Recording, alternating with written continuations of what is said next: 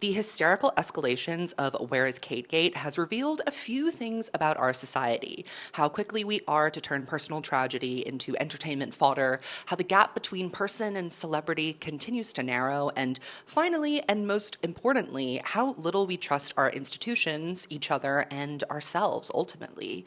We know now that Kate Middleton has been diagnosed with cancer and is currently undergoing chemotherapy treatment. She was essentially forced into making a televised public statement saying as much, given how wildly narratives about her whereabouts and her well-being have digressed into conspiracy territory over the last few days. For weeks, though, the internet has kind of been clowning on Kensington Palace, and rightly so, for handling this entire debacle with the grace and decorum of a reversing dump truck. Today's video was actually already filmed, but this direct address from Kate has changed what I want to talk about today and how I want to explore the Where is Kategate timeline. My original script is actually pretty much the same, but my hypothesis that I came to at the end of that video was I think Kate might be seriously ill, more so than originally expected, is officially confirmed. And that has definitely colored the way that I'm thinking about this now. There is obviously a delicate balance to strike here between like journalistic, kind of breaking down the facts of what happened and pointing out the egregious and embarrassing mistakes at Kensington Palace, while also kind of considering the right to privacy that human beings have. This is lessened when you are a celebrity, but I'll get into that later. But I am in kind of a tricky position here because I,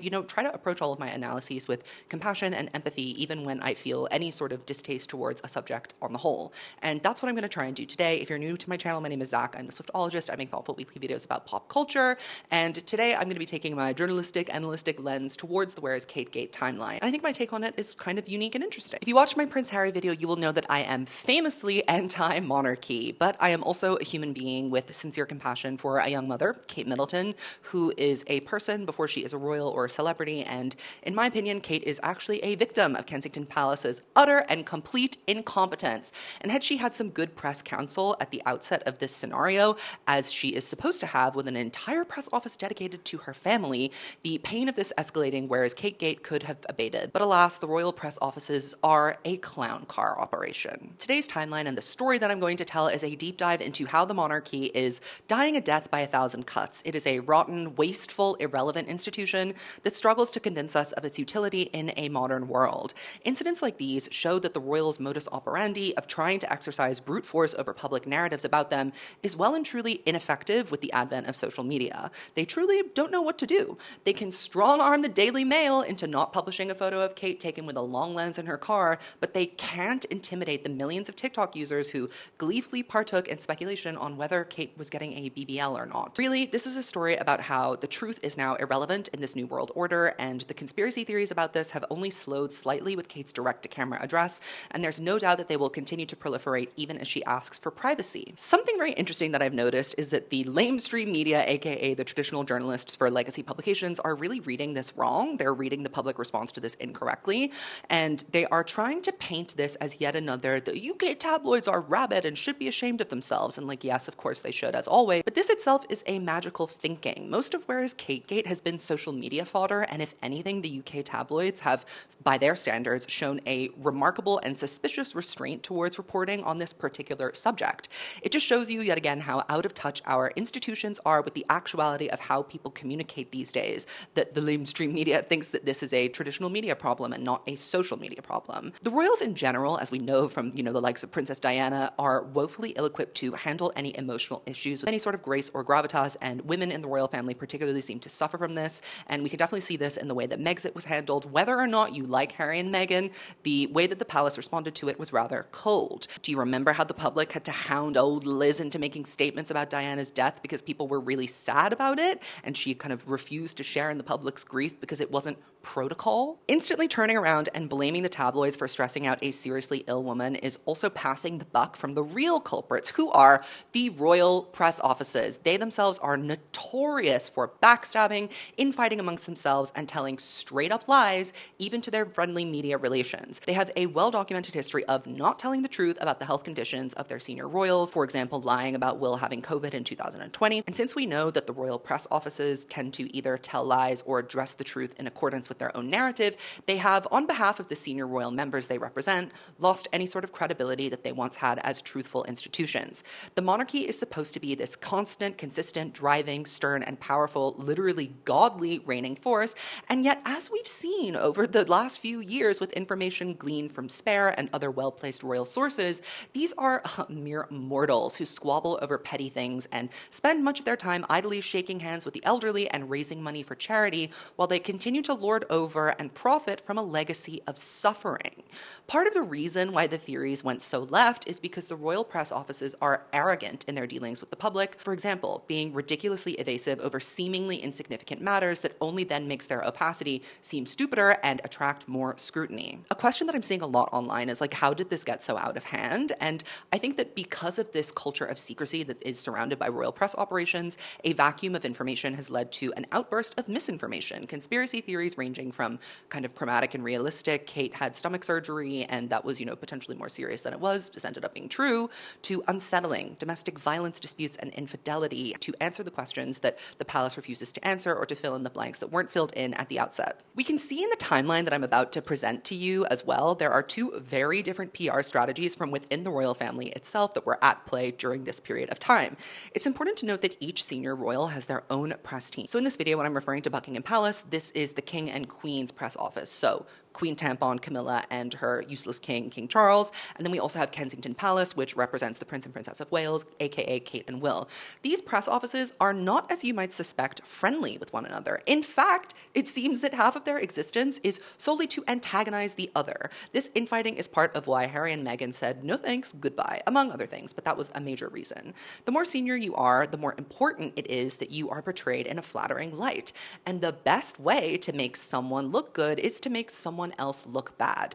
Despicably, what we can see in the mishandling of this entire saga is not only Kensington Palace behaving like a stubborn, unrelenting stick in the mud, but also Buckingham Palace twisting the knife and taking an opportunity to make things worse by drawing obvious parallels between their relatively open and transparent handling of King Charles's cancer, inadvertently or very overtly making Kate and Kensington Palace look as though they are deliberately trying to hide something. This behind-the-scenes dynamic is marked by ongoing disputes, competitive tactics, and strategic leaks by staff members aimed at casting their royal employer in a more favorable light than others. Let's reduce the official PR strategies on cancer within the royal family right now. So, Buckingham Palace, they said, Charles has cancer. Don't expect more details or further updates. And, by and large, people really have left him alone. On the other hand, Kensington Palace's strategy seems to be Kate's having a mystery surgery and you won't see her until April. And by the way, here's a picture of her with her kids. Oh, and it's doctored? Well, she doctored it herself. Actually, she's working on a special project. Charles's diagnosis was entirely different, to be fair, as there were no young children to contend with, but Kensington Palace really could have saved one of their senior royals a lot of hassle by not pretending that everything was normal or releasing manipulated images and then getting Kate, who hadn't made a public statement in some time, to take responsibility for it. At the end of the day, if you are a famous person and a doctored image is being released from your publicity team via your public accounts that are being handled by your press offices, it is their fault. It is their responsibility. You literally pay them to make sure that embarrassing mistakes like these are not made. Amateur rookie mistakes should not be made by the Princess of Wales on social media. That is embarrassing. What's so interesting about how this completely spun out of control is that Kensington Palace's original story has not even really changed. The blunders made along the way were, in my opinion, probably well-meaning mistakes. They were trying to stop people from speculating by redirecting their attention. These mistakes were made by people who fundamentally don't understand and don't care how social media works. Why they don't have a social media expert on this staff is beyond me, but let me tell you, they don't have one. A question to consider off the top before we get into the timeline is, do we have a right to know what's going on with this lady, with Kate? Given that it is a private medical matter, this will depend on your sympathy towards the monarchy as an institution and your ability to see the figures within it as private citizens. I personally view royals as public servants, though technically you in the UK are their subjects. In actuality, they need public support now more than ever because, their institution is continuing to lose relevancy. All they have is basically being like puppets and mascots for the country. So you want the country to like you. And I think that if you, the public, are subsidizing their care and keeping them outfitted and fed, then you also deserve to know if they are healthy or not, or if their health will impede them from performing their public duties. Public duties and royal duties are not the same legally in the UK, but to me, I think they are. So I think that while it's not necessary to divulge the particulars of a health condition, the public should have perfunctory knowledge of the health procedures that rulers and future rulers are contending with. And we see that very clearly in Buckingham Palace's frank and direct address of King Charles's cancer pretty much as soon as he was diagnosed. However, the royals have been notoriously secretive about this in the past, and King Charles's aforementioned protocol break, the way that Buckingham Palace shared King Charles's cancer diagnosis was very directly contrasting to Kensington Palace's handling of Kate's diagnosis, and not in a very flattering way. Just more typical infighting over a very serious matter that I think I want to get all those grown-ups in a room and bang their heads together and be like, grow up. Grow up. These are Lego people in a Lego world. All you need to do is position them to look good. We don't need to be getting into scraps every 5 minutes. Can't we all just get along? Can't we all just get along? And before we get into the timeline, I think it's really important that we just play Kate's statement in full. It's really rare that she gets to have her own say and use her voice, so I want to spotlight her voice here before we get into it so you can hear directly from the horse's mouth what is going on with her. I wanted to take this opportunity to say thank you personally for all the wonderful messages of support and for your understanding whilst I've been recovering from surgery.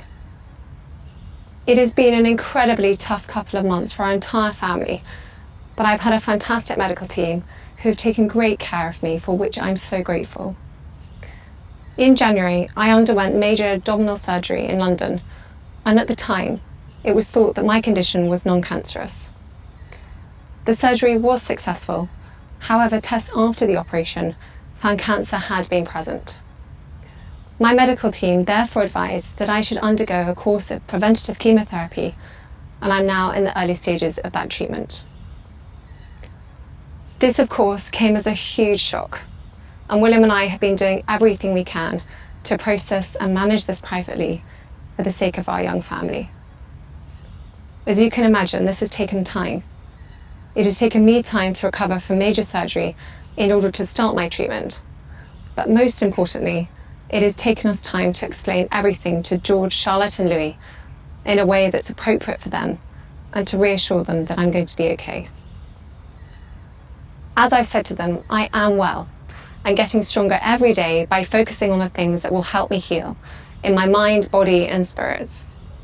Having William by my side is a great source of comfort and reassurance too, as is the love, support and kindness that has been shown by so many of you. It means so much to us both.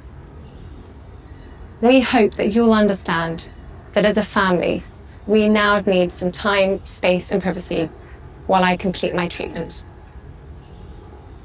My work has always brought me a deep sense of joy, and I look forward to being back when I'm able. But for now, I must focus on making a full recovery. At this time, I'm also thinking of all those whose lives have been affected by cancer. For everyone facing this disease, in whatever form, please do not lose faith or hope. You are not alone. I built this timeline closely following Neiman Lab's brilliant reporting on this saga by Ellie Hall, who is a former BuzzFeed News royal correspondent. She's incredible. I'll link her reporting below. This is largely based on informed speculation from her, what she's seen and witnessed as a royal commentator, and the facts of what's happened and what's been communicated directly by Kensington Palace and Buckingham Palace along the way. I will, of course, be peppering in my commentary and analysis on this matter, so if you're looking for a strictly factual timeline, I suggest checking out the link in my description of the report. So before we get into it, let's talk a little bit more about the royal press. The royal press offices are known for their reticence. They rarely make direct statements, and this is a practice that significantly complicates the assessment of royal family reporting due to the absence of open or named sources, and this is highlighted by a number of journalists who have kind of complained about reporting on the royals before, because it's actually very hard to verify and fact-check stories when you don't know who's saying what to whom. So when royal sources go on the record, they actually don't go on the record. They refuse to be named most of the time. And when you can't say where a story is coming from, your audience has to trust that you, the reporter, have a good source and are giving us information free from bias that you know to be absolutely true. Giving reporters implicit trust is something that basically no one wants to do these days, as our overall trust in established institutions has completely fallen through the floor. Even people who are approved to be part of the Royal Press Corps are really not even given equal access every single time. Contacting the Royal Press Office is typically indirect, with responses to inquiries being selective and sometimes non-existent if they just don't feel like answering a question, which reveals a very complex relationship between the royal family's media team and the journalists seeking to verify their stories independently. Because of this, it is actually really hard to trust that any information about the royal family that comes out from official sources is ever true because of how heavily they are involved and invested in writing their own narratives, sometimes even narratives that conflict with themselves. These offices act as gatekeepers with significant influence behind the scenes, including efforts to suppress both false and true stories depending on what suits them. Instances have been reported where the palace has actively sought to prevent certain stories from being reported, as well as instances of them misleading the press about the royal family members' health, as I mentioned earlier, with William's COVID in 2020. The public knows that the royals lie to us, and public scandals like The Crown and Spare have really damaged their perception, exposing the dog-eat-dog underbelly of the family, which really operates more like a business than a family, or even kind of like a stable full of racehorses. They are always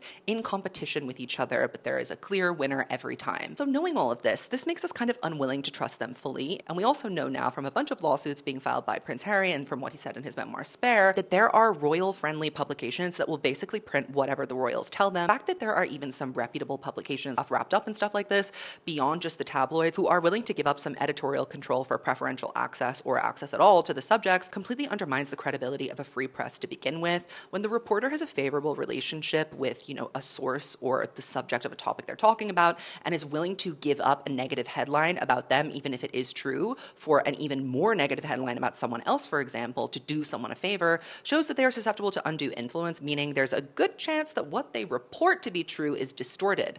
This does not help us trust the media. And social media, access to information has really kind of laid bare all these mechanisms. So because of the way that social media has rocked this world and politics has become a shamble, we don't trust the media, and we especially don't trust the royals, and we especially don't trust the UK publications that write about them. And this is why the tabloids' refusal to publish those pictures of Kate in the car that TMZ posted, the first pictures of her, actually made Where's Kate Gate worse instead of better. By refusing to publish these unauthorized photos, the media unwittingly proved a conspiracy. There's something big that rich and powerful people are trying to hide. And that instinct was actually right. There was something to hide. However, there is no logical conclusion to this. The speculation continues, and because we basically don't trust anyone or anything anymore, no explanation will ever be good enough. So even this video about Kate is already getting picked apart.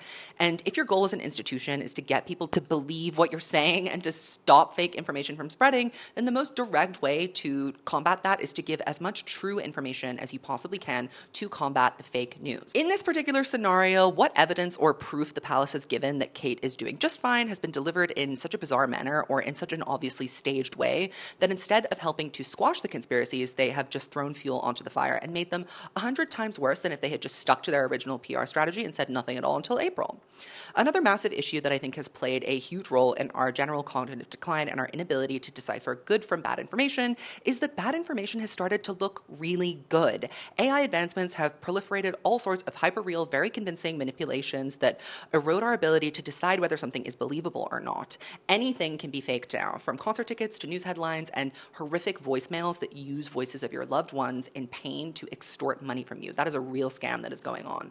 We are having a manipulated media crisis, and Kate's Photoshop controversy is possibly the worst thing that could have happened in this saga because it really plays into that narrative that you can't trust anything that you see these days and you must be automatically suspicious of everything that you encounter. And it also doesn't help that those images were distributed to very reputable publications who posted them anyway and had to retract them later. The palaces also have a very specific way that they communicate with the media, and they have kind of several unspoken rules that they follow very closely. Many of these rules were broken by both Buckingham Palace and Kensington Palace throughout this ordeal, drawing attention to the fact that something really out of the ordinary was going on. Here are three really significant kind of aberrations that probably accidentally supported the idea of conspiracy by being such unusual breaks. Public statements from the palace's decision to go on the record 3 times so far in response to rumors about speculations about Kate Middleton marks a departure from the traditional royal protocol of maintaining silence on personal matters. This is definitely a break in protocol, especially compared to how the palace handled rumors and public scrutiny related to Meghan Markle. They refused to comment on anything, basically, even things that were very obviously untrue,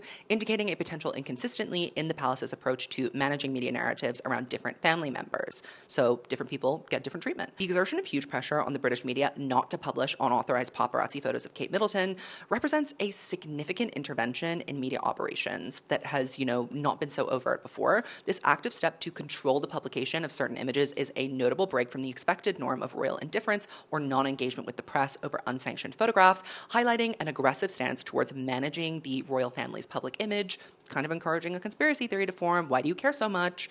Engagement with social media rumors, as well as another thing they did that they've never done before, especially in making official statements in response to them, deviates from the usual royal protocol of ignoring such discussions. Traditionally, the royal family has avoided directly addressing rumors or speculation, particularly those emerging from social media, making this a noteworthy break from established communication protocols. So now we're going to go through the timeline, and I'm going to point out to you where the royal press offices made mistakes or pushed narratives that made this situation worse. So really what I want to highlight here is like how PR strategies really, have a huge importance. Even in the age of social media where everything seems authentic and true and it seems like people just shoot from the cuff, you have to think about what you're publishing, especially when you're dealing with high-profile subjects like these. So on December 22nd, 2023, numerous publications have indicated that William and Kate are organizing a formal visit to Italy in early 2024. Kensington Palace doesn't verify these claims, but a spokesperson conveys to the Daily Mail that their anticipation for revealing the prince and the princess's itinerary will come shortly. Subsequently, the Sunday Times suggests that this visit was previously scheduled for March. Following the announcement of Kate's surgery, various sources reported that the Italy journey was postponed. For some observers, this postponement initially suggests that the princess's surgery might not have been as prearranged as Kensington Palace had implied to the public it had been. Many have speculated the surgery and health crisis was more serious than the palace let on. Inconsistencies like this haven't really helped that assertion. Christmas Day was Kate's last public appearance with her family in Sandringham, doing some sort of like walk at a church. On the 28th of December, an anonymous account on Twitter posts a video of a royal convoy heading to a hospital from Sandringham. This is the smoking gun for the Where is Kate Gate truthers. No royal institution has commented on this video, and the uploader has not provided a follow-up ever since. Kate is not seen or heard from after this event. On December 29th, the Kensington Palace social media accounts share a yearly recap, and this is the last time Kate is featured before the Photoshop disaster. On January 9th, Kate's 42nd birthday, Kensington Palace refrained from commemorating the event on social media, neither extending birthday wishes nor expressing gratitude for receiving well wishes. This actually isn't particularly unusual because some years they wish her and some years they don't. There's a precedent for this. Those who aren't familiar with the royal family, however, latch onto this as part of the conspiracy. And there's a lot of this going on. People that just don't understand the intricacies of the royal family, which is actually very complicated and full of like antiquated, archaic, old procedures and processes. Like there's a lot to understand, and people that don't kind of get the full picture of it are left to jump to their own conclusions, and that's just one part of it. On January 16th, Kate is quietly admitted to the London clinic, and this is not public knowledge at the time. But then on January 17th, Kensington Palace announces that Kate is in the hospital recovering from a successful planned abdominal surgery. The full statement includes some details about the success of this surgery and her expected recovery time in the hospital, and then her subsequent return home for continued recovery. The statement emphasized Kate's desire for privacy regarding her personal medical information and her wish to maintain normality for her children. Again, they didn't really deviate from this. Kensington Palace also mentions that updates on Kate's progress would only be provided when there was significant new information to share.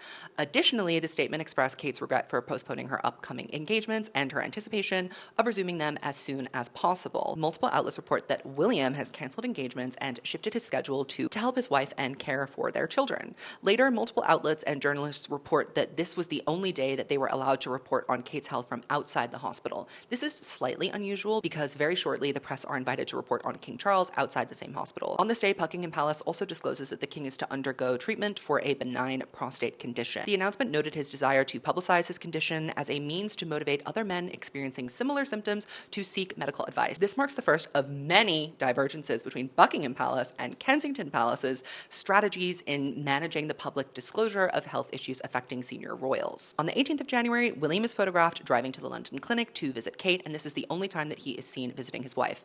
Many people take William's perceived absence as proof that there is some sort of marital discord. Several of the conspiracy theories revolved around infidelity rumors and even domestic violence rumors. On the 20th of January, Spanish reporter Concha Calleja contradicts Kensington Palace's statements, asserting that Kate was admitted to the hospital on December 28th. She mentions post-op complications and alleges that Kate's condition is very concerning. Kate truthers immediately grab hold onto these dates, as December 28th is the same day that the anonymous Twitter account posted the royal convoy heading to the London Kensington Hospital in the middle of the night. One of Kate's longtime nannies is Spanish, and some people think that that's Concha's inside source. Concha's report is the first real follow-up story to the surgery announcement, meaning that no other media outlets had reported anything beside the official statement. This was very unusual, as the UK tabloids, notorious for their ruthlessness and love for invasion, love to publish outlandish speculations on the royal family. But nada. Now let's talk about Concha, the Spanish journalist, for a second. Why was her report on Kate's diminishing health taken with such gravitas? Well, Concha, identifying herself as an author and an expert in profiling criminology, also serves as the host of Fiesta, a Spanish TV show with a viewership of 900,000 people. That's a lot of people.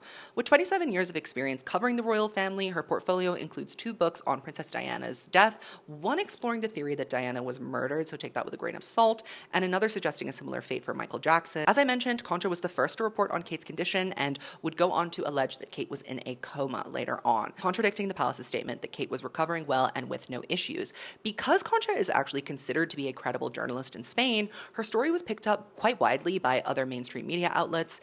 And here's what we do know now about Concha's reporting. She was kind of right. There were surgical complications or abnormalities found during Kate's procedures. She says as much herself in the statement. On that same day, the Sunday Times reports that Kensington Palace aides did not notify Kate 30 charities and patronages to confirm postponing and rescheduling engagements until 1 week before her surgery. The paper notes that Kate will be working from bed and that aides insist that her work will not stall.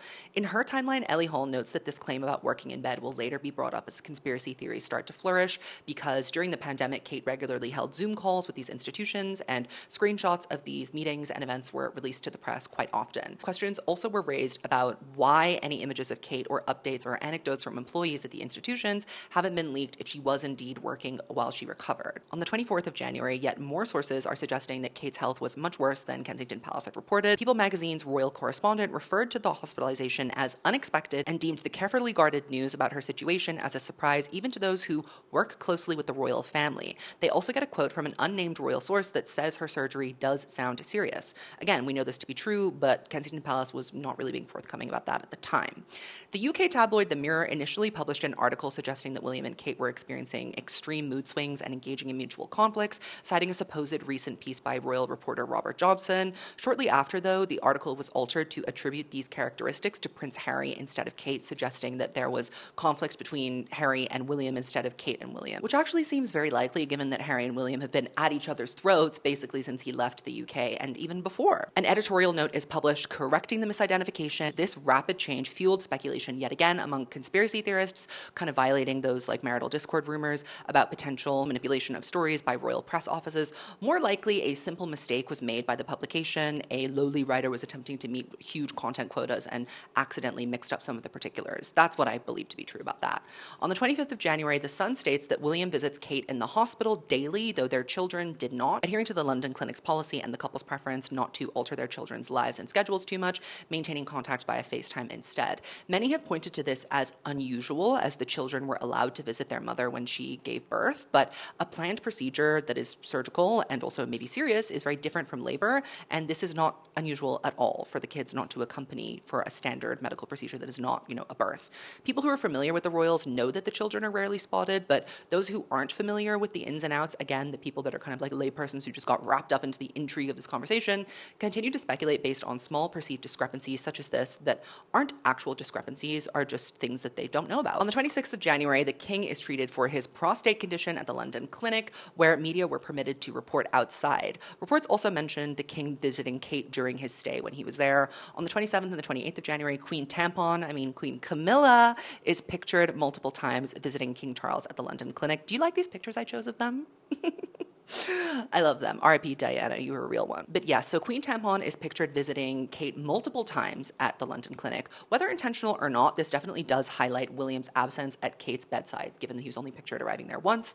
Spanish journalist Queen Concha again doubles down on her report that Kate's not doing well, and she further posits that Kate is in a medically induced coma. This is kind of a turning point where speculation really spreads far and wide as more media outlets are reporting her claims. On the 29th of February, the king is photographed leaving the London Clinic, smiling for reporters with Queen Tampon by his side. His Twitter account tweets, "Thank you to all those who have sent their good wishes during the King's hospital stay. His Majesty is delighted that his diagnosis is having a positive impact on public health awareness." This again draws a sharp contrast between Kensington Palace and Buckingham Palace's handling of these major royal health issues. On the 1st of February, an unnamed Kensington Palace spokesperson vehemently denies Concha's claim, calling it total nonsense that she said that Kate is in a coma and that no attempt was made by that journalist to fact check anything that she said with anyone in the household. It's fundamentally totally made up. And I'll use polite English here. It's actually not the case. Palace spokespeople do not go on the record very often, and the fact that someone in the palace said this and that a journalist was allowed to cite them on the record as a spokesperson is very significant.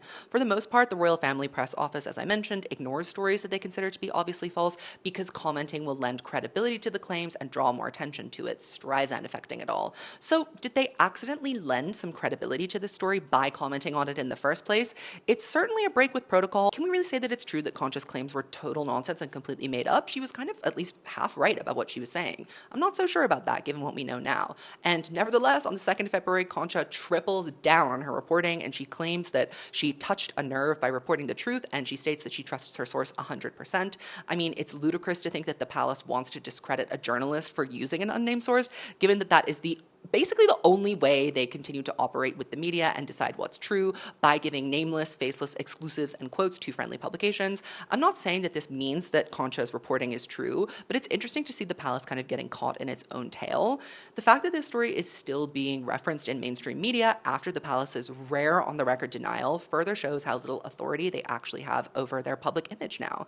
Most of the time, the reporters or outlets that push more outlandish narratives don't really have the credibility to defend themselves, and so they don't really catch on. But like her or not, Concha has the cachet behind her to stand behind her reporting, and she clearly won't be bullied into making a retraction. On the 5th of February, Buckingham Palace announces that King Charles has been diagnosed with cancer. He will postpone his public-facing duties, but he will continue to do his official paperwork, aka silly little scribblings with his sausage fingers. Seriously though, this statement makes it a point to announce that Charles has chosen to break protocol and share his diagnosis to prevent speculation. This is a PR coup from Buckingham Palace, who simultaneously make themselves look transparent and trustworthy while further casting Kensington Palace as incompetent fools with something to hide because of how defensive and secretive they've been about Kate's medical condition. On the 7th of February, Kate's brother is pictured on holiday in the Alps, and this draws attention to the fact that nobody has really seen Kate's family, meaning her parents, who are not camera shy, since she was announced to be undergoing surgery. On the same day, Will arrives at his first royal event since Kate's diagnosis was made public, some boring ceremony where he gives old people medals, aka 60% of his flop job that people pay their hard-earned taxes for him to do.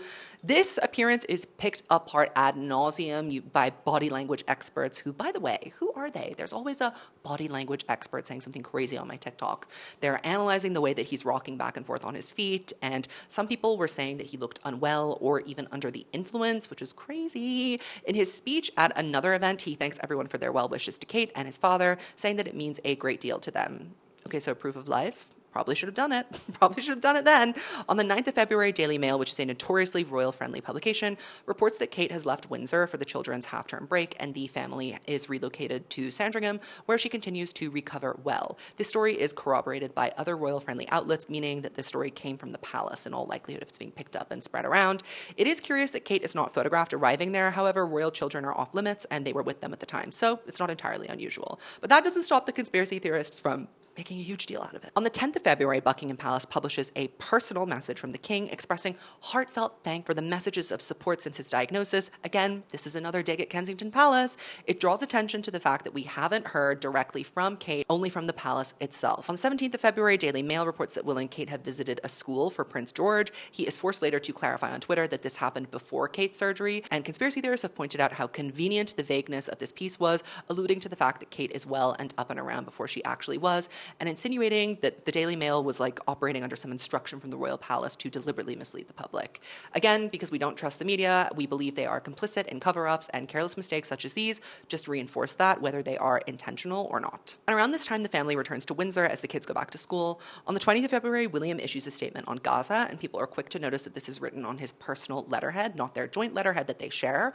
Of course, this fuels rumors of more discord between the two. However, this isn't the first time that either of them have issued a solo statement on their their personal letterheads, so it's truly not a smoking gun. In fact, the transcript of Kate's video message that was disseminated to the public by the palace was issued on her own letterhead. And in this video, she thanks Will for being there to support her. So I guess this is just more evidence of this proof that the conspiracy theorists are holding on to being distorted and cherry-picked. On the 21st of February, the king meets with the prime minister, and Kate's sister is in the Caribbean with her family. This redraws attention to the fact that Kate's parents still have not been seen at this point since Kate's surgery was announced, and King Charles is already back to work. On the 23rd of February, more Buckingham Palace jeering. A video of King Charles reading cards sent to him by the public again contrasts the radio silence from Kate, who is now over a month out from her surgery. And it's worth noting that the public is used to the royals making a fairly quick rebound after these health events. Kate was photographed mere days after her labor, and I think that visual was in people's minds a lot. On the 27th of February, William pulls out of a memorial service for his godfather, where he was scheduled to give a reading. Kensington Palace says that his absence is due to a personal matter. This is a real inflection point for the conspiracy theories. The palace tries to claim this has nothing to do with his wife, which of course makes people even more suspicious now. And I think what we can tell from the video that Kate shared and what a couple of royal sources have now come out and said is that this was around the time that William actually did find out about Kate's diagnosis, and that is why he took the time off. But again, they were telling a lie. They said it's a personal matter, but it's not about Kate. If you're going to tell a lie, just don't say that it was a personal matter at all. Make up some other excuse. These like weird and vague disclosures and non-disclosures are really confusing. On the same day, Thomas Kingston, who is a member of the extended royal family and an ex-boyfriend of Kate's sister Pippa, is pronounced dead by Buckingham Palace. Multiple media outlets report that this was not the personal reason why William pulled out of the memorial for his godfather, and this, of course, fuels even more speculation about what that personal matter could have even been. On the 28th and 29th of February, protocol breaks ensue yet again, with Kensington Palace's spokesperson giving multiple statements to media outlets. To The Sun, they said, "We were very clear from the outset that the Princess of Wales was out until after Easter, and Kensington Palace would only be providing updates when something significant was happening." Page 6 is given the same statement and a further comment from the same source that says that guidance stands. It is exceedingly rare for a royal press office to officially address something as outlandish as a conspiracy theory. As we've discussed, their usual snotty attitude is not to give credence to something by responding to it. So again, their response has the unintended effect of giving credence to a conspiracy theory. Royal friends aren't usually given permission to speak to the media, so when they do that in exclusive quotes, you know it's basically a direct message from the palace. An unnamed former palace employee and a friend of Kate and William scoffs at the outcry about Kate's disappearance, saying the stuff people are writing is toxic and that William will stick to his guns and keep his wife out of the limelight while she recovers. And I guess he really did try to do that. On the 1st of March, William ignores a question about his wife's health during an official event in Wales, but this is not reported until March 4th when TMZ publishes the first unauthorized photo of Kate. Conspiracy theories continue to unfurl as Thomas Kingston, Kate's sister's ex-boyfriend's inquest, reveals that the cause of his death was a catastrophic head injury, with multiple outlets saying that a gun was found near his body. So why didn't the coroner characterize this as a suicide if it's a catastrophic head injury with a gun nearby? Mysterious death, classic true crime and conspiracy fodder. Really doesn't help. On the 4th of March, TMZ publishes the notorious picture of Kate with her mother, Carol, in a car near Windsor Castle. The Daily Mail later reports that the photo was taken on the school run, and several other US media outlets are publishing the picture. No British publications are willing to do so. Many are already saying they do not believe that this is actually Kate in the picture. And here's another consequence of the proliferation of AI. We are inundated with fake, seemingly real, uncanny content every day. You never really know whether something is actually like a picture of a celebrity or if it's a deep fake of them promoting a cryptocurrency or whatever. And this has, like I said, made us even more suspicious of the media we encounter. So with all the secrecy and the unusual behavior from Kensington Palace, I do think that it is kind of natural that suspicion will not abate just from one single grainy long lens photo. Multiple UK outlets condemn the publishing of this picture, saying that Kensington Palace didn't authorize it and will not further publish it to respect her privacy.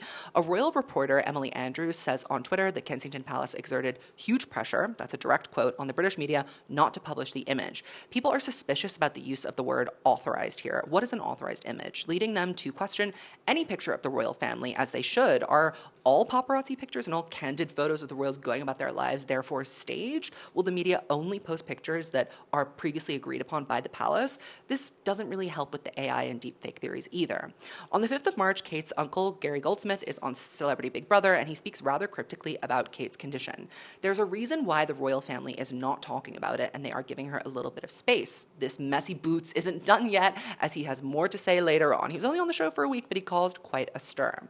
The UK Ministry of Defence website states that Kate will attend the ceremonial event Trooping the Colour, aka waving around flags, bags and playing with Legos. This is on June 8th. This is picked up as worldwide news of Kate's first post-surgery appearance. Kensington Palace immediately pushes back, saying they had not confirmed this and her appearance is removed from the website, which, again, makes it seem like they are trying to cover something up. On the 6th of March, William's spokesperson tells people that his focus is on his work and not on social media. This story also quotes a palace insider saying that there is complete radio silence on Kate's condition.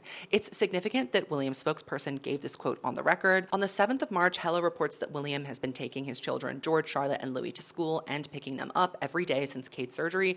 No spokesperson is cited, but the magazine sources this information, as Hello has learned. So the report is picked up by other UK news outlets as well. People immediately online are commenting on the timing of the story, which comes 3 days after the paparazzi image of Kate and her mother was published by TMZ. That photo was allegedly taken after the women dropped the Waleses off at school. So why now is there this story coming out from the palace basically about William exclusively doing the school runs? Again, it's inconsistent. It doesn't add up. Kate's uncle Gary also comments on Celebrity Big Brother about the princess's health. Again, when asked point blank by fellow Celebrity Big Brother contestant and Love Island legend Ekin-Su, "Where's Kate?" He responds saying, "Because she doesn't want to talk about it, the last thing I'm going to do is talk about it. There's this kind of code of etiquette. If it's announced, I'll give you an opinion." Goldman claims that he had spoken to sister Carol about Kate's health and said that she was getting the best care in the world. "She'll be back, of course she will. All of the family has put the wagons down and they are looking after the family first before anything else," he said. They put a statement out. They said she's going to take some time to recoup and we'll see you at Easter. Goldsmith's apparent uneasiness while answering this question, as well as his kind of cryptic statement, "If it's announced, I'll give you an opinion," raises even more questions. What do you have to give an opinion on if it's a planned abdominal surgery? On the 10th of March, Kensington Palace shares the photo. The flop, the Photoshop fail. As you can see, it is an image of Kate with her children that was posted on their official Kensington Palace social media accounts to celebrate Mother's Day. It included a personal message from the Princess of Wales, thanking everyone for their support. Kensington Palace declines to comment on why Kate isn't wearing her wedding or engagement rings in this photo.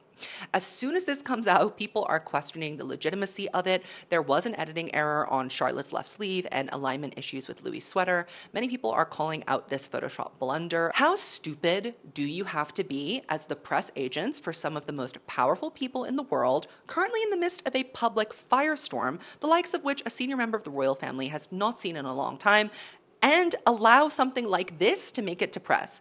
Do you know how many rounds of approvals images like these go through before they get published? Someone needs to be getting fired for this.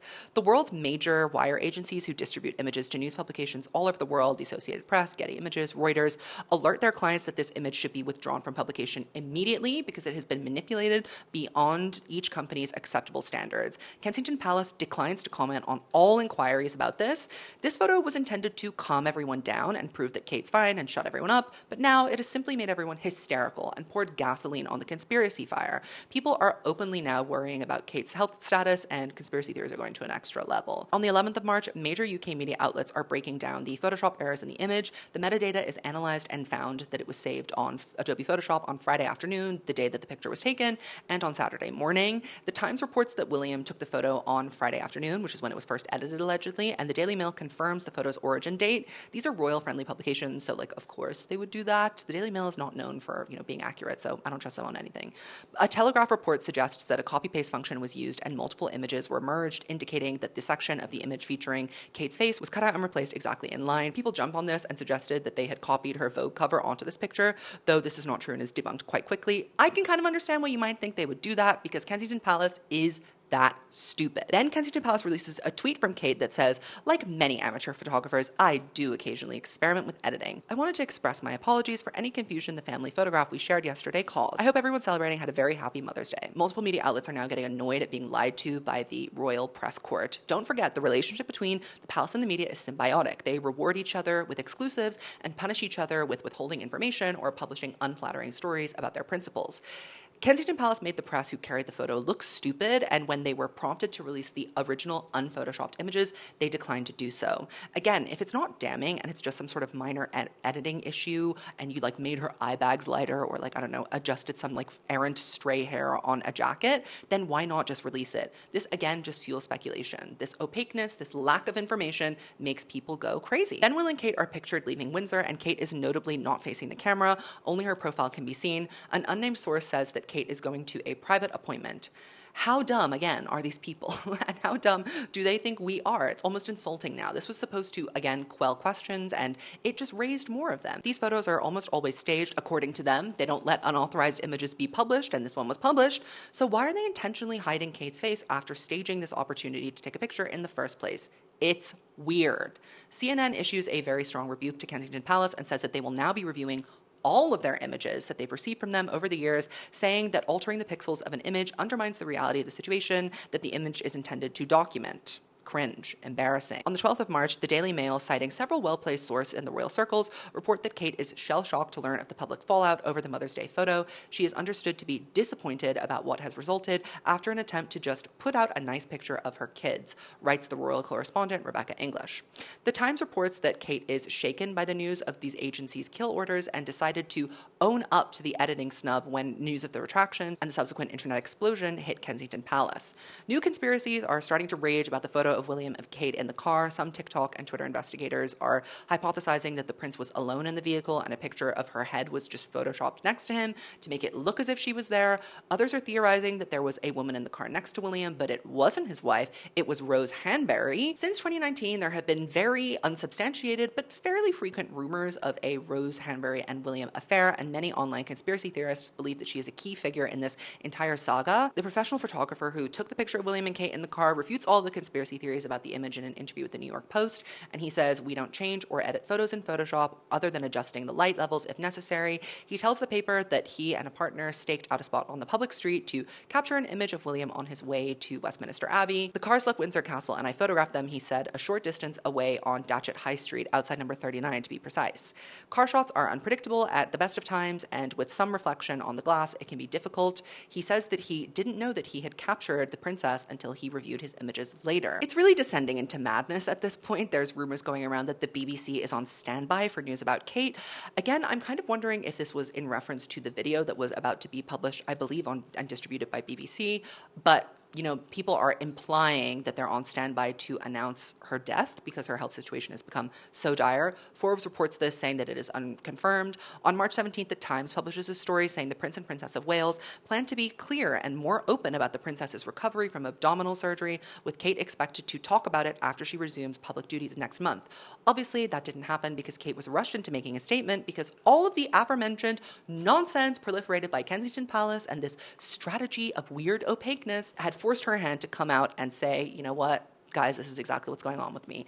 I think that the most despicable thing Kensington Palace did was make her own up to editing that photo. Where are the fall guys? Where are the fall guys? We should have said, "Sorry, one of our retouchers messed that up." It just made her look kind of bad, and I think it also really didn't help that it came from her. They probably thought that if it came from her, it would quiet the conspiracy, but again, at this point, no one trusts anything. And that's just the way it's going to be forever, I guess. That's all I have to share with you today in this video. Make sure to go to the link in my description and get tickets to see Evolution of a Snake live in London. I hope you guys like this explainer. I tried to be very thorough and as objective as I can be as an anti-royalist, but I do express my sincere sympathies towards Kate, and I hope that she recovers well, healthily soon, and that she can return to being a great mother to her children. All right, I will see you in my next video. Goodbye.